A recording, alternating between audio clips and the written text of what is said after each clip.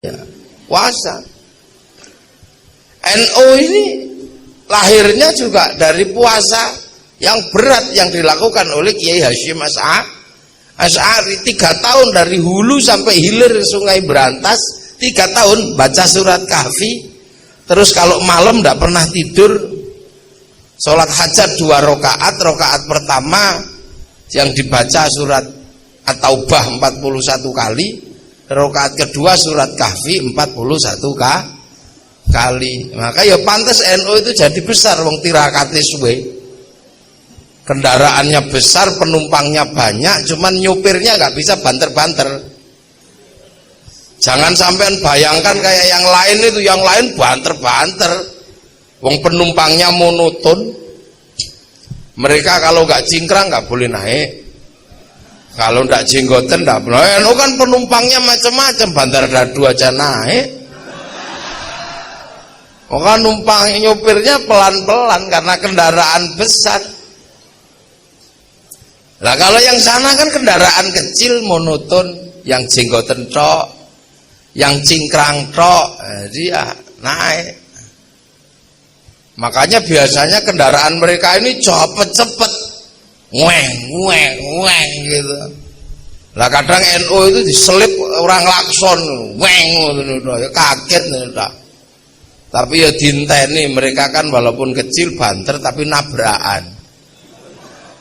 Ya ono sing banter nabrak sapi, ada. Nabrak. Acara ingkang sampun lazim sak badanipun poso. Jadi halal bihalal niku angger bar poso mesti halal halal. Pokoknya intine ya kene halal, kono ya halal, ngoten nggih. Kula halal, sampeyan halal. Intine halal bihalal niku mriku.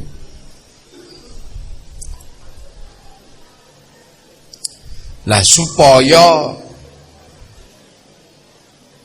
wong niku saged halal sampean, aku ya halal, aku apik sampean apik.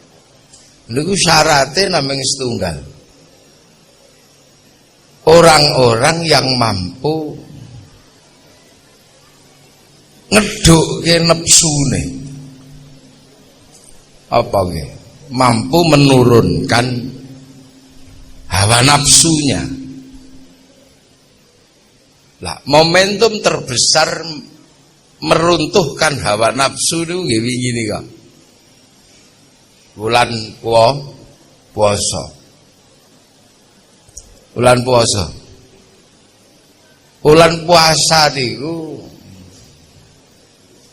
bulan meruntuhkan hawa nafsu. Mila kali Gusti Allah puasa niki dados kurikulume menungso sing mboten tau dilereni. Niki. Dadi nek panjenengan niku duwe kurikulum sing ora tau leren niku lak matematika. Bahasa Indonesia niku mboten tau leren. Gusti Allah niku ndamel sekolahane menungso niku ya ana sing mboten tau leren. Pelajaran niku mboten tau dilereni. Siji pelajaran rabi. Nikah niku kurikulum yang tidak pernah berhenti, mesti diulangno. Semenjak zaman Nabi Adam tekan Nabi Muhammad niku ana pelajaran nikah nih. Nah, sing kaping kalih yang kedua adalah pelajaran puasa. Pelajaran puasa itu juga pelajaran yang tidak pernah dihentikan sama Allah. Semua itu diajari poso. Nabi Adam diajari puasa, dikenal dengan puasa Ayyamul Bid sama Ayyamus Sud, hari terang, hari gelap.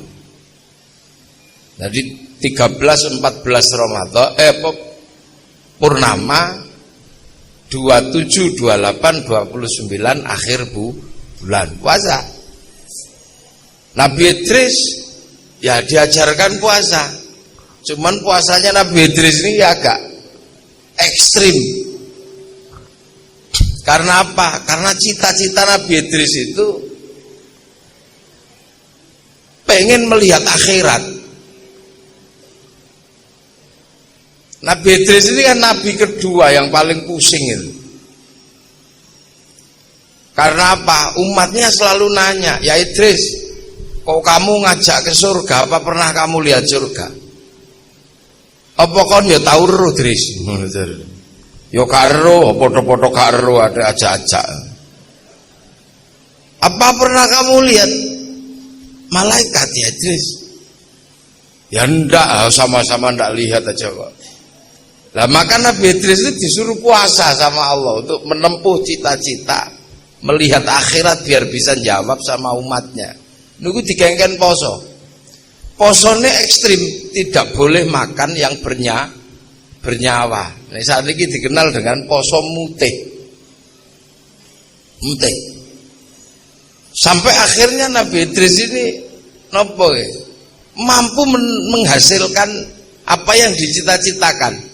Iso ndelok malaikat.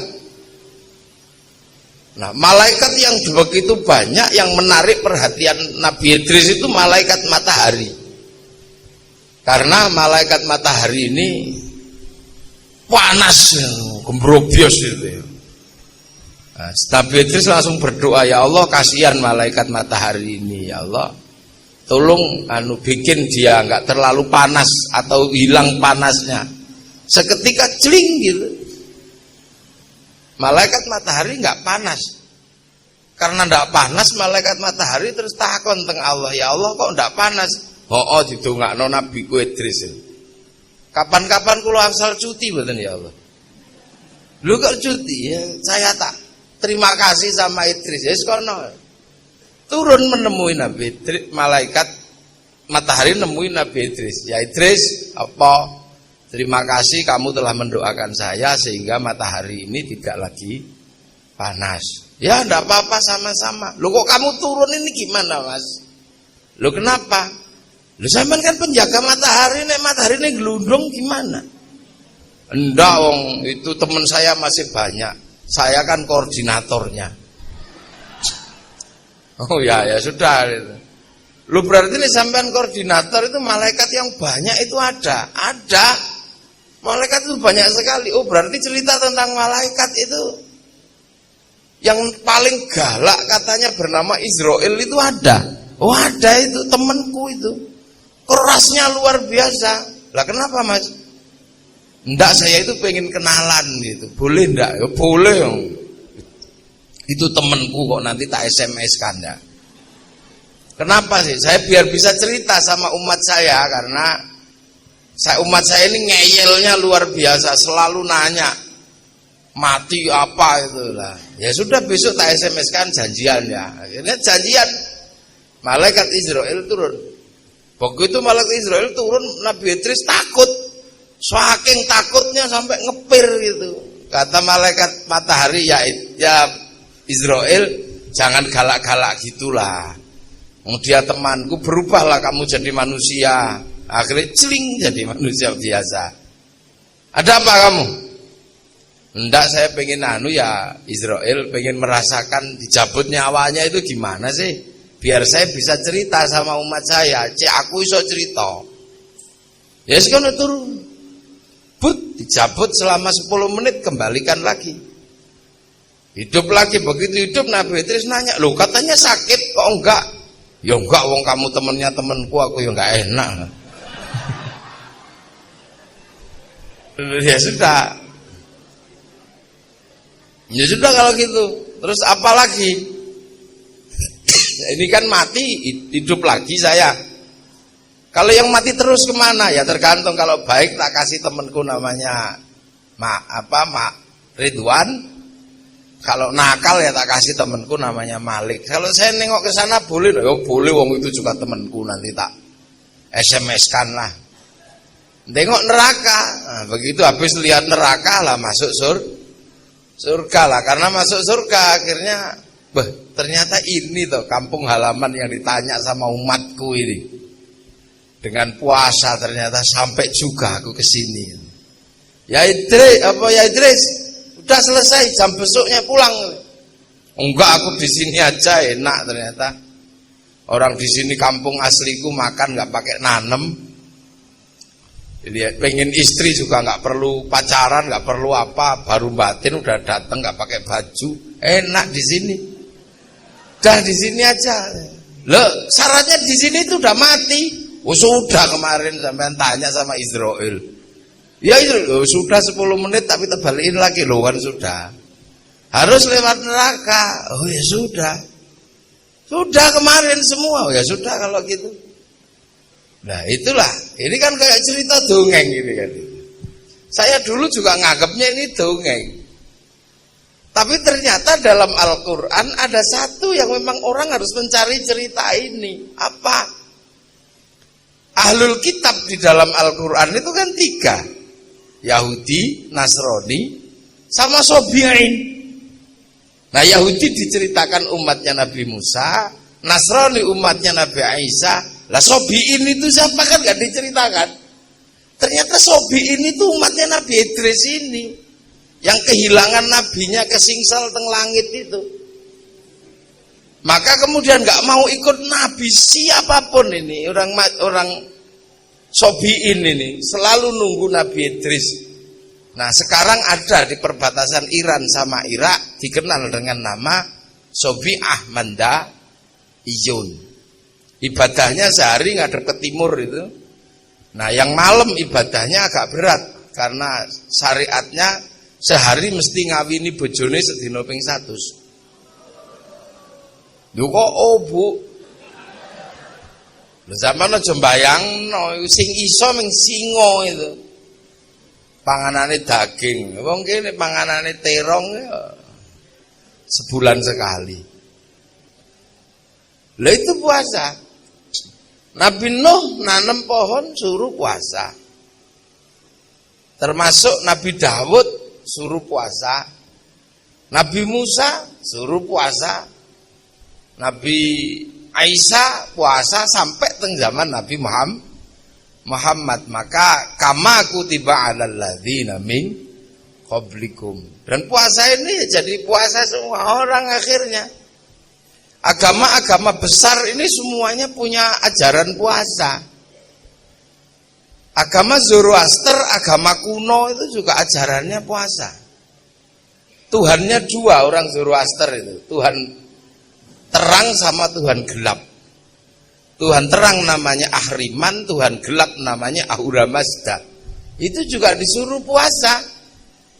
Nah 2 Tuhan ini suka kelahi. Makanya kalau Tuhan Ahriman itu kalah terjadi gerhana matahari, Tuhan Ahura Mazda kalah terjadi gerhana bulan. Nah itu juga puasa. Orang Majusi puasa, penyembah api itu. Kalau apinya mati, puasa orang Majusi. Api alam kok mati ya puasa. Api di dalam rumah kok mati ya puasa. Ini orang Majusi. Cuman agama Majusi ini punah. Punah karena apa? Raja Majusi yang terakhir yang namanya Rustum ini masuk Islam. Besanan sama Sayyidina Ali, dapat menantu Sayyidina Husain. Maka terus orang Majusi berhenti menyembah api. Tapi orang Majusi ini karena kalau nyembah api itu apinya ditaruh di bangunan tinggi, diukir namanya Manaro. Maka ketika masuk Islam, apinya dihilangkan, Manaronya ditaruh depan masjid. Akhirnya masjidnya orang Islam di Persia punya Manaro. Semua orang lihat Manaro kok bagus, akhirnya semua berlomba-lomba bikin Manaro. Sampai di Sidoarjo namanya Menoro itu. Jadi tidak semuanya kok terus kemudian itu dari Arab tuh bukan. Manaro itu dari Persia. Kalau Kubah itu dari Romawi, karena masjid Romawi tidak mungkin menggunakan cara kayak masjid Arab. Masjid Arab itu bolong tidak apa-apa, wong tidak pernah hujan, jarang-jarang hujannya. Lah masjid Eropa apa meneh masjid mriki kok ora ana tutupe, bosok kabeh kayune. Maka menggunakan sistem kubah seperti ini nih. Ini kalau di Arab nggak butuh kayak begini. Nah, karena di sini butuh kanopi gede. Orang Hindu ya disuruh puasa, namanya upawasa. Nggak makan, nggak minum, nggak menyentuh istri. Maka ketika Islam datang kok punya pelajaran nggak makan, nggak minum, nggak menyentuh istri, kok kayak upawasa, maka Syahrul Siyam dikenal dengan bulan puasa. Dan itu dari dulu begitu. Orang Buddha puasa, kalau pengen mendapatkan kesempurnaan 8 jalan menuju nirwana, puasa di bawah pohon bodhi dan nggak pakai baju, cuman pakai kain selempang, nggak pakai celana. Orang Yahudi puasa, Yom Kippur puasa. Orang Nasrani Jumat Agung menjelang Paskah juga puasa. Jadi puasa ini menjadi pelajaran dari Allah kepada seluruh nabinya, makanya puasa ini menjadi terkenal. Dan peristiwa-peristiwa besar ini lahirnya dari puasa. Nabi Muhammad dapat wahyu setelah 15 tahun naik turun ke Hira puasa. Syabdul Qadir Al-Jilani Ma'rifatullah setelah 25 tahun di padang pasir puasa. Sunan Kalijaga naik pangkat menjadi wali ya setelah puasa 3 tahun. Sunan Geseng 3 tahun puasa, walaupun bacanya keliru, ya Hayu ya Qayyum jadi ya kayuku ya kayumu, ya puasa. NU ini lahirnya juga dari puasa yang berat yang dilakukan oleh Kiai Hasyim Asy'ari. 3 tahun dari hulu sampai hilir Sungai Brantas, 3 tahun baca surat Kahfi. Terus kalau malam tidak pernah tidur, sholat hajat 2 rakaat. Rakaat pertama yang dibaca surat At-Taubah 41 kali, rakaat kedua surat Kahfi 41 kali. Maka ya pantas NU itu jadi besar, wong tirakati suwe. Kendaraannya besar, penumpangnya banyak, cuman nyupirnya nggak bisa banter-banter. Jangan sampean bayangkan kayak yang lain banter-banter. Wong penumpangnya monoton. Mereka kalau nggak cingkrang nggak boleh naik. Kalau nggak jenggoten nggak boleh. NU kan penumpangnya macam-macam, banter dadu aja naik. Maka numpang nyopirnya pelan-pelan karena kendaraan besar. Lah kalau yang sana kan kendaraan kecil monoton, yang jenggoten tok, yang cingkrang tok, dia naik. Makanya biasanya kendaraan mereka ini cepet-cepet, weng gitu. Lah kadang NU itu diselip orang lakson, weng, kaget udah. Tapi ya dinteni, mereka kan walaupun kecil banter tapi nabrakan. Ya ono sing banter nabrak sapi, ada. Nabrak. Nah itu. Nah, termasuk cita-cita besar yang dimiliki oleh Raden Bagus Harun itu. Raden Bagus Harun itu calon Raja Mataram. Pengen punya anak alim tapi jadi raja. Keluar dari kerajaan itu. Puasa 7 tahun di daerah Pagotan sana.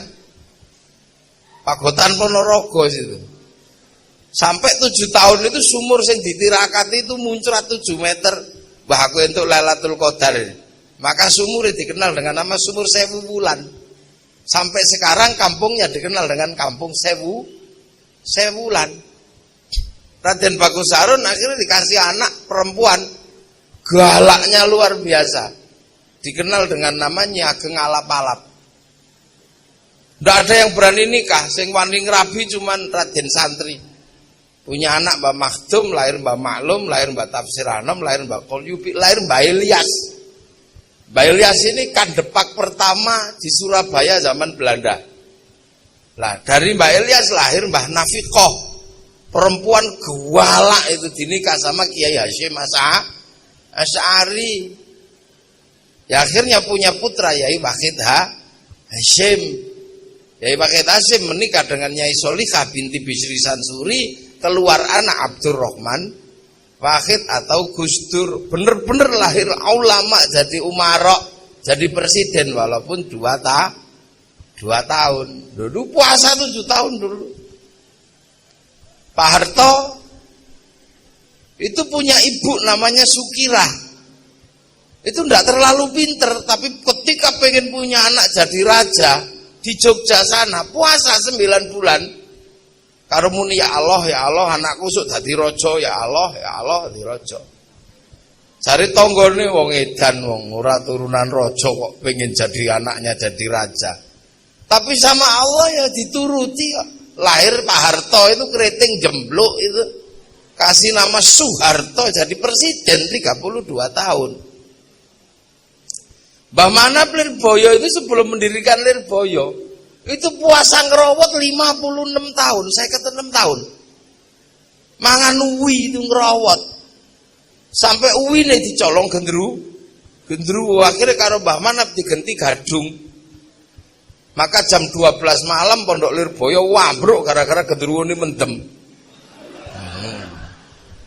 Akhirnya diombeni minyak jarak karo Mbah Manap terus waras. Terus jadi santri tugasnya nyenggot itu nimba sing pakai bambu panjang itu dulu. Nah sekarang gendruwo ini pensiun karena Lirboyo wis duwe sanyu. Pensiun. Lha nggih. Ya termasuk Yai Hasyim Latif ini juga dikenal puasanya sangat kuat. Yai Hasyim Latif, Pak Ud, ini dulu kan murid-muridnya Gus Kholik semua. Gus Kholik itu putrane Mbah Hasyim Asy'ari sing anti peluru lho. Sing trompahe nomor 52 lho. Saking besarnya, bapaknya Gus Kakam gitu. Itu semua santri mesti ngongkon poso. Makanya hebat semua santri apa Buireng itu zaman segitu. Loh, makanya dulu orang tua kita ini enggak terlalu pinter, tapi posone yo kuat. Bisane cuman Bismillahirrahmanirrahim, tapi rajin puasa, sakit gigi didoni ngono yo waras.